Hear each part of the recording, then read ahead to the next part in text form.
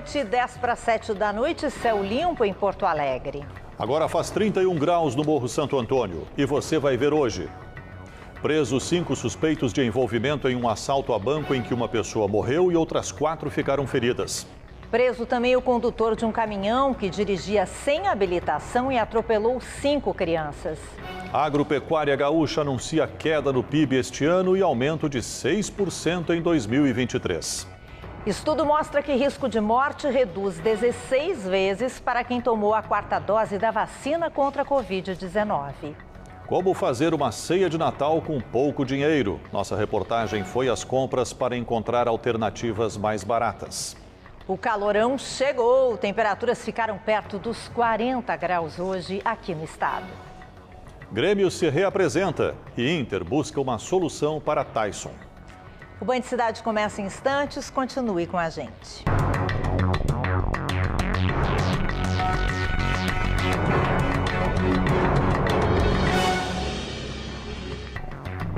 Faltam 7 minutos para 7 horas da noite. Estamos começando o Band Cidade com essas imagens ao vivo do centro de Porto Alegre, da Esquina Democrática. A capital tem céu limpo e temperatura de 29 graus.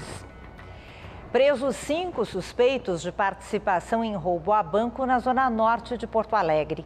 Em março deste ano, bandidos invadiram a agência e fizeram reféns. Na época, um assaltante foi morto e outros 4 foram detidos. Pelo menos 20 funcionários foram feitos de refém dentro do banco na manhã de 16 de março. A tentativa de roubo dos criminosos foi frustrada pela polícia. Dos 5 que entraram no estabelecimento, 4 foram presos em flagrante e um morreu depois de um confronto com um policial. Mas eles não eram os únicos envolvidos. Pelo menos outras 4 pessoas estavam no local durante o roubo e participaram do crime. São 2 motoristas e 2 criminosos que ficaram nas imediações, acompanhando a movimentação da polícia e também dos pedestres. Todos recebiam instruções por telefone de um policial militar da reserva, que de casa passava informações privilegiadas para os bandidos. Ele já foi investigado em outros inquéritos policiais, numa participação razoavelmente parecida, mas ele levando outros criminosos para a região do banco. Esse fato acabou sendo arquivado e não houve a denúncia em relação a ele, mas não foi uma novidade, tá? Tanto para a Polícia Civil, para a própria Brigada Militar, até porque os senhores viram que existe uma interação nessa temática há um bom tempo, das 2 forças policiais, de que essa pessoa era de fato um indivíduo que infelizmente fornecia informações privilegiadas para esses grupos criminosos. A audácia e logística do grupo levou os bandidos a serem conhecidos no meio do crime como os intocáveis.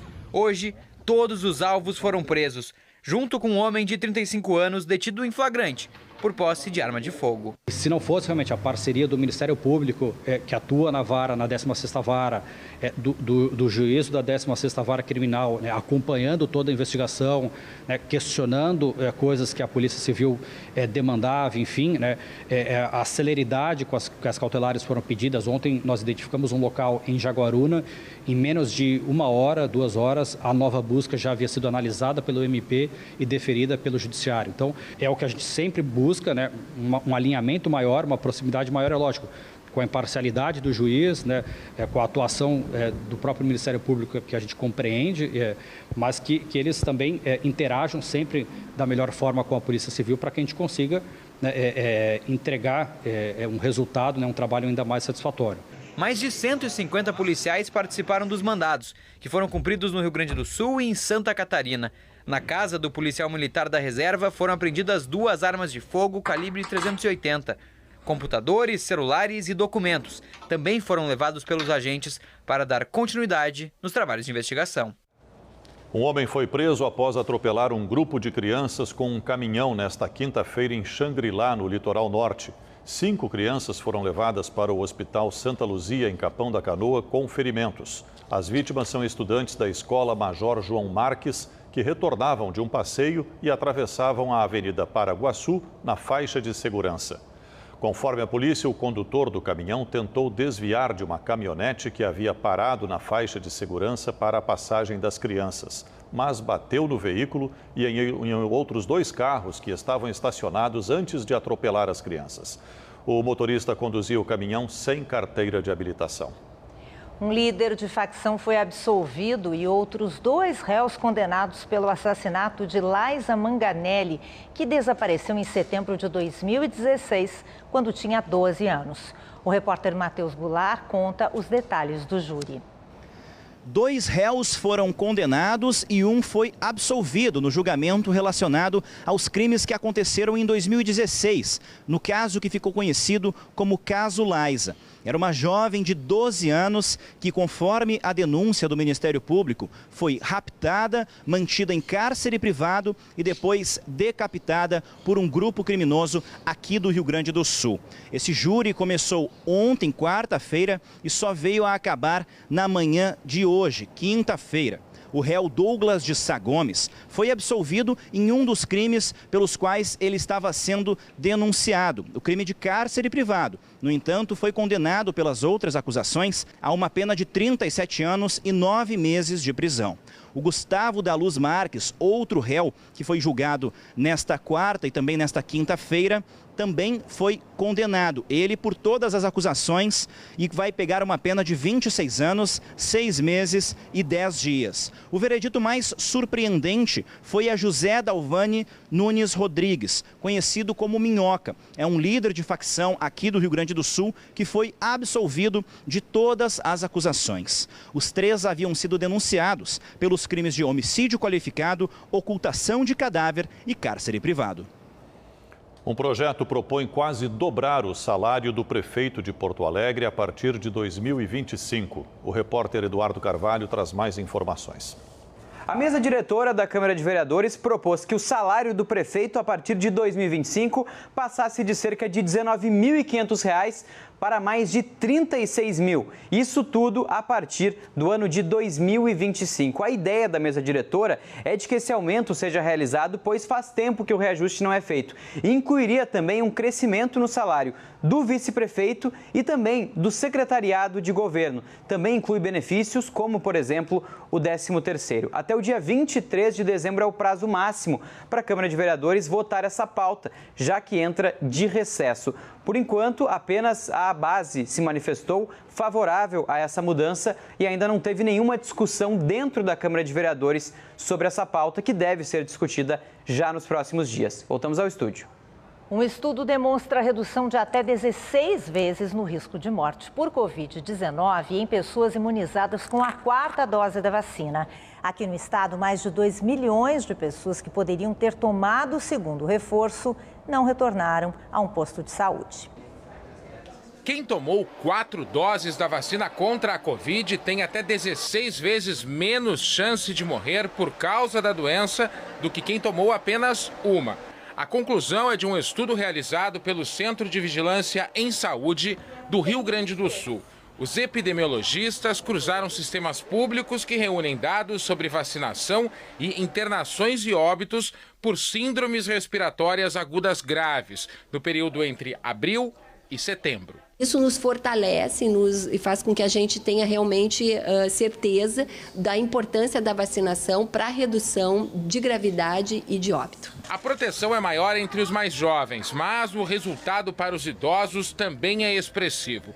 O estudo concluiu que no público com mais de 60 anos, quem tomou 4 doses, a chance de óbito é 2 vezes menor da de quem recebeu apenas 3. O problema é que muitos brasileiros estão adiando as doses de reforço da vacina contra a Covid.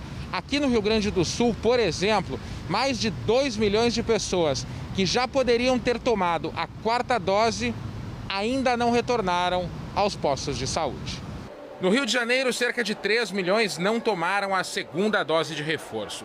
Em Minas Gerais, são mais de 5 milhões. Ter a população hoje com o seu esquema vacinal completo é fundamental para a gente proteger, inclusive, aqueles que são mais expostos, têm maior risco, né? O Elton estava adiando a aplicação, mas... A minha patroa me ligou também e disse que ela pegou. Então eu já corri para tomar a 4ª dose para evitar, né? A Deise também resolveu colocar a carteira de vacinação em dia. Já podia, mas acontece que eu não tive tempo por causa das coisas de aula, em função dos filhos, ainda não consegui vir. Agora que a gente conseguiu vir. Que é importante, né? É importante. sempre. A Federação da Agricultura do Rio Grande do Sul apresentou nesta quinta-feira, o balanço deste ano e projeções para 2023. Segundo a entidade, apesar de incertezas políticas e econômicas, a agricultura gaúcha deve ter bons números no próximo ano. As dúvidas sobre o novo governo eleito foram o assunto principal. As políticas econômicas dos últimos presidentes, junto com resultados de inflação e desemprego, foram levantadas em uma tentativa de explicar as incertezas dos próximos anos. Nosso grande consumidor é o mercado interno. Então, o crescimento econômico, ele dá o tom da demanda que nós vamos ter pelo país. Ou seja, quanto mais a economia cresce, melhor as pessoas se alimentam, mais elas demandam alimentos. Quanto pior a economia, pior vai ser a alimentação das pessoas, pior vai ser a demanda de alimentos. Então, o que acontece com a economia brasileira é problema diretamente nosso. No agronegócio, a Farsul projeta um crescimento significativo na área plantada e também na produção aqui no Rio Grande do Sul. O aumento em 2023, comparado a 2022, deve chegar à casa dos 58% do total de grãos produzidos. Números que afastam o difícil 2022 de estiagem. O Rio Grande do Sul continua sendo o segundo estado mais produtor do Brasil e possivelmente nós ainda continuaremos por um bom tempo, porque também nós temos fronteira agrícola, exemplo de outros lugares do Brasil, está com, eu diria assim, se não tivermos nuvens muito pesadas no horizonte, nós continuarmos desenvolvendo e teremos uma safra recorde e se o clima também nos ajudar. O produtor ele vem ampliando a sua área plantada já há algum tempo. E o que nós estamos vendo agora, que é algo diferente que vale a pena nós olharmos, é um crescimento da área de inverno maior do que da área de verão. Isso é incomum, isso é novo, justamente puxado por esse bom momento que vive o trigo. No PIB, as projeções da Federação da Agricultura são parecidas com as de outras entidades. O Brasil deve crescer em quase 3% neste ano, enquanto o Rio Grande do Sul, devido à seca, deve ter redução de 13,5%. Para 2023, o cenário se inverte. Ainda sem perspectiva do fantasma da estiagem, o estado deve ter crescimento de quase 6% no Produto Interno Bruto. Já no país, o aumento deve ser menor do que 1%. Osíris Marins analisa agora a perspectiva positiva para a agricultura em 2023. Boa noite, Osíris. Boa noite, Lúcia. Boa noite, Sérgio. Fica fácil analisar com esse trabalho aqui da equipe de economistas da Farsul, né? Um trabalho extenso, 110 páginas, comandado pelo Antônio da Luz, que é o chefe dos economistas da Farsul, que traz gráficos, tabelas, números, projeta grãos nas suas especificidades, também a questão envolvendo a irrigação, que é importante. São cenários que são projetados nesse amplo trabalho apresentado hoje, numa verdadeira aula de economia, que foi apresentada pelo Antônio da Luz e pela a equipe de economistas lá da Farsul, que tem expertise nesse segmento. Agora, as preocupações do presidente Gedeon Pereira são reconhecíveis, porque a transição no agro tem uma certa dificuldade, como toda a transição no atual e possível futuro governo Lula, no caso. Chega-se a dizer que se for o Lula do primeiro mandato, talvez o segundo, tenhamos uma projeção positiva. O da ruptura não interessa ao agro, e obviamente que não interessa uma ruptura econômica. Os nomes que serão anunciados, tudo indica amanhã ou mais tardar na sexta-feira, alguns nomes serão apresentados em coletiva amanhã. Trabalha-se com Neri Geller, já foi ministro no governo Lula, ministro da Agricultura, é agropecuarista, é o mais cotado, é ligado ao setor, tem bases fundamentais ligadas ao agro. E Cátia Abreu, que já foi presidente de entidades de classe, também ligado ao agro, travou uma queda de braço com o segmento, não teria um caminho tão asfaltado assim, mas ainda tem algumas bases. O nome mais provável é Neri Geller, que teria um cenário positivo junto ao agro, por já conhecer, é progressista, do Partido Progressista, e é agropecuarista, já conhece os caciques, a aldeia e o mercado, digamos assim.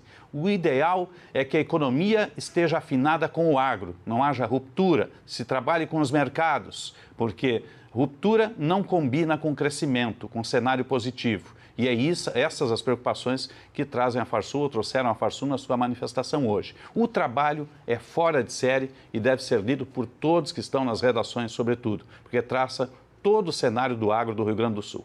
É um trabalho com a assinatura do Antônio da Luz, mas toda a equipe da Farsul. Estão de parabéns. Sérgio e Lúcia. Obrigado, boa noite, Osíris. Boa noite. Com o final do ano chegando, a busca por produtos para a mesa de Natal e Ano Novo aumenta nos supermercados. E com a alta dos preços ocasionada pela inflação, os consumidores podem ter de substituir os tradicionais itens que compõem a ceia natalina por opções mais baratas. A noite de Natal da Márcia vai ser igual à dos últimos anos. Em casa, ao lado dos 3 filhos. O que deve mudar é a ceia, já que os alimentos parecem estar cada vez mais caros. Do ano passado para cá, o preço médio da ceia de Natal subiu 12% aqui no sul do país. São R$ 300 para uma só noite, mesmo que seja a noite mais especial do ano.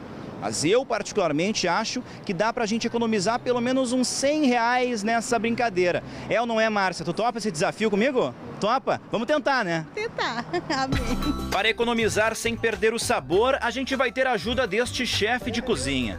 Vamos ver se com R$200 dá pra comer bem no Natal. O primeiro passo é decidir o cardápio, mas essa parte foi fácil. Pelo jeito, vamos ficar no tradicional.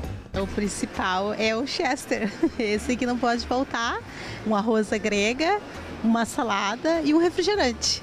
Começamos pela estrela da noite. A ave costuma ser a parte mais complicada, porque são muitas opções.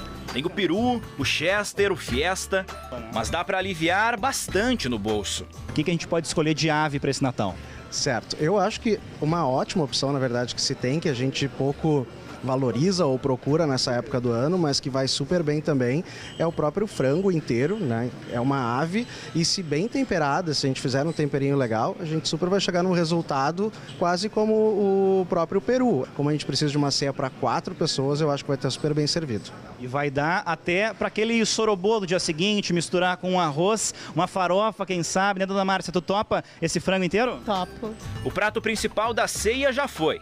Agora é a hora de escolher aquele complemento bem natalino. Vai ser o arroz à grega. Primeiro, claro, arroz. Aí vem ervilha, milho, cenoura, batata palha, uva passa. Na hora do presunto, o chefe já tinha uma dica na ponta da língua. Na bancada, né, ele geralmente está mais caro do que esses retalhos, mas é a mesma coisa. Como provavelmente a senhora vai picar em cubinhos ou coisas assim, então a gente pode pegar um pedaço maior e aí só vai ter o trabalho de cortar ele um pouquinho a mais. Mas a Márcia quer também sobremesa, né, Márcia? A gente tem 3 crianças, adolescentes lá na tua casa. Fala um pouquinho sobre eles, a idade deles. Um tem 18 anos, o outro tem 14 e o outro tem 11. É? E eles gostam muito de mousse de chocolate. Vamos nessa então? A gente vai fazer com creme de leite, então a gente poderia usar nata, mas a gente vai usar creme de leite, já que a ideia é economizar o de caixinha. Vamos escolher um chocolate, daí ela pode escolher se ela quer um mais amargo ou mais doce, né? E ovos, para a gente bater uma clara em neve e conseguir deixar o nosso mousse bem aerado. Confiantes de que estávamos dentro do nosso valor estimado, investimos também numa farofinha com bacon, salsa e, de novo, uva passa. Mas tudo isso aqui no seco não tem como, né, dona Márcia? O que vocês costumam beber quando estão fazendo alguma refeição, principalmente no Natal, né? Refrigerante. Refrigerante? Sim. Não costumam abrir uma espumante? Acho que só tem um que é maior de idade lá, né? Mas a senhora também não costuma abrir um espumante para brindar? Sim, não, mas nós não bebemos. Não bebemos? Não. Ficou até mais fácil para o nosso bolso, então. Vamos escolher alguns refris aqui e depois acho que tá tudo ok para a gente passar no caixa. A cada bip, mais apreensão. R$ 109,58. São R$ 90 de desconto do nosso orçamento que nós montamos. Então, a gente estava pensando em economizar R$ 100 daqueles 300 lá do início e a gente conseguiu economizar R$ 190. O que a gente fez para conseguir economizar tudo isso? A gente vai em algum lugar comprar, que a gente vai todo dia, a gente sempre compra as mesmas coisas. E poder considerar ou poder procurar alguma coisa diferente já ajuda bastante. Com tanto desconto, acho que até cabem mais 2 pessoas nessa ceia da dona Márcia. Quem sabe eu e o chefe Fábio. Aceita mais 2 na sua casa? Sim, lógico. Essa é a magia do Natal. Muito bom, bela economia. Bacana, hein? Fizeram um milagre ali, Nossa, né? Um milagre de Natal, né? É Uma boa ceia com R$ 109. A seguir, a reapresentação do Grêmio e as discussões sobre o futuro de Tyson. E o calorão, que chegou para valer hoje no estado, em instantes.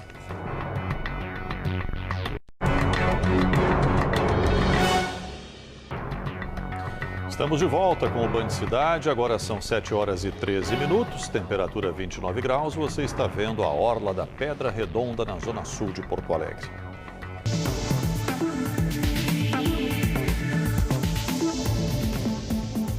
Em Porto Alegre, a sexta-feira terá sol com poucas nuvens e tempo seco, mínima de 19, máxima de 36 graus. Em Caxias do Sul, na Serra, a previsão é de sol com nuvens, mínima de 19, máxima de 34. Em Ijuí, previsão de pancadas de chuva à tarde e à noite, mínima de 24 e máxima de 39 graus. Em Cambará do Sul, previsão de sol com nuvens, mínima de 15 e máxima de 32 graus. O Rio Grande do Sul passa por uma onda de calor intenso e de umidade relativa do ar baixa que deve durar até domingo. Vamos ao vivo até a orla do Guaíba, em Porto Alegre, com o repórter Matheus Goulart para saber se, com esse calorão todo, teve gente que aproveitou a tarde para curtir as áreas de lazer da capital. Boa noite, Matheus. Muita gente por aí? Oi, Lúcia, boa noite para ti, para o Sérgio, para todos que acompanham o Band Cidade. Pois é, bastante gente por aqui, gente que nem está dando boa noite ainda, segue falando boa tarde, porque está aqui ainda na orla do Guaíba, acompanhando esse calorão, acompanhando esse sol que ainda não se pôs por completo, seja para andar de skate, andar de bicicleta, jogar vôlei, jogar futebol, dar uma caminhada, levar o cachorrinho para passear, porque esse calorão agora, nesse momento, está ficando um pouquinho mais ameno. Os termômetros começam a mostrar temperaturas um pouco mais baixas aqui na capital, que hoje teve pelo menos 34 graus de máxima aqui durante a tarde. Ainda mais quente estava lá na fronteira oeste, que marcou 39 graus, perto da Argentina. E é de lá que uma massa de ar quente, uma onda de ar quente, está vindo aqui em direção ao leste gaúcho e deve, sim, causar ainda mais calor para os próximos dias. Pelo menos amanhã a gente deve ter temperaturas perto ali dos 40 graus e tudo isso brindando, então, com uma chuva que deve chegar neste fim de semana. Então, quem quer aproveitar, como esse pessoal aqui, essas temperaturas um pouco mais elevadas para sair de casa, para andar de bicicleta, é melhor correr. Sérgio Lúcia. Certo, obrigado, Matheus. Agora o futebol, a seleção brasileira decide amanhã a vaga para as semifinais do Mundial do Catar contra a Croácia. Vamos conversar com o Diogo Rossi, porque tem uma dúvida na escalação e é a principal no time da seleção brasileira, que é na lateral esquerda, Diogo. Boa noite. Tudo bem, Sérgio? Boa noite para você. Boa noite, Lúcia. Sim, na lateral esquerda, mas a tendência é que Danilo seja o escolhido pelo técnico Tite para jogar contra os croatas. Assim, teríamos Éder Militão na lateral direita, assim como foi contra os coreanos. Desta forma, o Brasil teria a mesma escalação que classificou das oitavas para as quartas de final. Inclusive, mesmo com a recuperação de Alexandro, que deve ficar no banco de reservas, a tendência é que Tite mantenha esta escalação até para uma possível semifinal. Acho que o técnico gostou desta formação, viu, Lúcia? Bom, agora vamos falar da dupla. Inter e Tyson tentam encontrar uma solução para o futuro do jogador em 2023, né, Diogo? Pois é, Lúcia, ele tem contrato até abril com o Internacional, só que o grande detalhe é que o Inter não quer mais contar com Tyson. Já tomou a decisão de que Tyson não vai permanecer para a próxima temporada. Inclusive, esta decisão foi tomada ontem e a equipe da Rádio Bandeirantes conseguiu a confirmação. Curioso que hoje o Tyson colocou uma foto nas redes sociais falando sobre mais um dia de consciência tranquila, que é o melhor travesseiro. Justamente a relação do Tyson com o Internacional não é boa neste momento. O grande fato é, Tyson tem uma proposta do Cruzeiro. Inclusive recebeu uma ligação do presidente do Cruzeiro, do dono, Ronaldo Nazário. Só que o detalhe é, o Cruzeiro tem um teto salarial que é menos da metade daquilo que Tyson recebe no Colorado. O Grêmio deu início oficialmente à próxima temporada hoje, não é, Diogo? Com a reapresentação total dos jogadores. Exatamente, viu, Sérgio? A reapresentação aconteceu na Arena, o Grêmio voltando a trabalhar. 2023 começa, curiosamente, em um 8 de dezembro do ano anterior. O Grêmio volta às suas atividades, foram 30 atletas que se reapresentaram, 4 deles, dos 34 totais, não estiveram presentes. Um deles por um problema particular, é o caso do goleiro Breno, que está junto da sua esposa. O filho do Breno nasceu prematuro, 2 meses antes do esperado. E a equipe gremista projeta agora a temporada de 2023. O técnico Renato Portaluppi foi uma das presenças e ele deixou bem claro, é um ano de trabalho, pois chega do torcedor gremista sofrer. O que eu posso falar para vocês aqui, principalmente ao meu grupo, é dar as boas-vindas, um bom retorno para quem já estava aqui. Sejam bem-vindos os jogadores novos, muito trabalho esse ano, até porque eu já tinha falado para vocês uns 2 meses atrás que os nossos torcedores sofreram muito. Chega de fazer os nossos torcedores sofrerem. Vamos voltar àqueles bons tempos, né, Jeromel? De títulos, a entrega mais do que nunca no dia a dia, para que a gente possa chegar no campo, né? E vocês possam desempenhar o trabalho de vocês e fazer com que os nossos torcedores possam voltar para casa orgulhosos. A apresentação, uma das grandes novidades foi a presença de Walter Kahneman. Ontem à noite, o Grêmio confirmou a renovação de contrato do zagueiro por mais uma temporada. Walter Kahneman aceitou a redução salarial, mas ficará pelo menos apenas mais uma temporada jogando com a camisa gremista. O Grêmio espera anunciar mais reforços nos próximos dias. Cristaldo, argentino, deve ser o novo reforço dos próximos dias do tricolor Sérgio e Lúcia. Obrigada, boa noite, Diogo. Band Cidade de hoje fica por aqui. Vem aí o Jornal da Band. Nós voltamos amanhã às 6:50. Ótima noite para você. Fique bem e até lá. Uma boa noite, se cuide e até amanhã.